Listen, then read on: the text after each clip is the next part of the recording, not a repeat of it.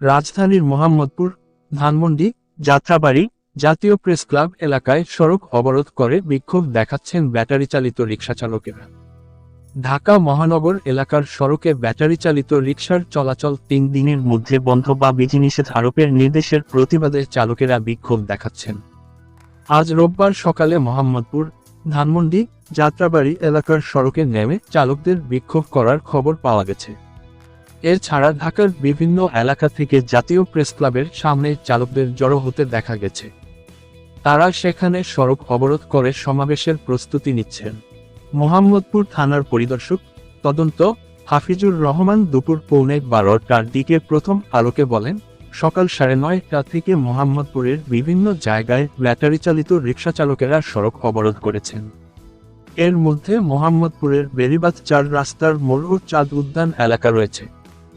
সকালে যাত্রাবাড়ির চৌরাস্তা এলাকায় চালকেরা সড়ক অবরোধ করেছিলেন বলে জানান ঢাকা মহানগর পুলিশের ট্রাফিক ওয়ারি বিভাগের যাত্রাবাড়ি অঞ্চলের সরকারি কমিশনার আখতারুজ্জামান। তিনি বলেন, সকাল 9টার পর তারা 1.25 ঘন্টার জন্য সড়ক অবরোধ করেছিলেন। সে সময় যান চলাচল বন্ধ হয়ে যায়। সকাল 9:45টার দিকে তারা সেখানে থেকে সরে গেলে যান চলাচল স্বাভাবিক হয়। এছাড়া ধানমন্ডির 7 মসজিদ রোড এলাকায় চালকেরা সকালে সড়ক অবরোধ করেন। সকাল 10:30টার দিকে তারা প্রেস ক্লাবের উদ্দেশ্যে রওনা দেন।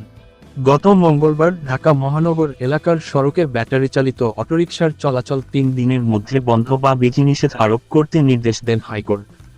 এক রিটের প্রাথমিক শুনানি নিয়ে বিচারপতি ফাতেমা নজিব ও বিচারপতি শিকদার মাহমুদুর রাজির সমন্বয়ে গঠিত হাইকোর্ট বেঞ্চ রুলসহ আদেশ দেন। এই আদেশের প্রতিবাদে গত বৃহস্পতিবার রাজধানীর মহাখালীতে সড়ক ও রেলপথ অবরোধ করা হয়।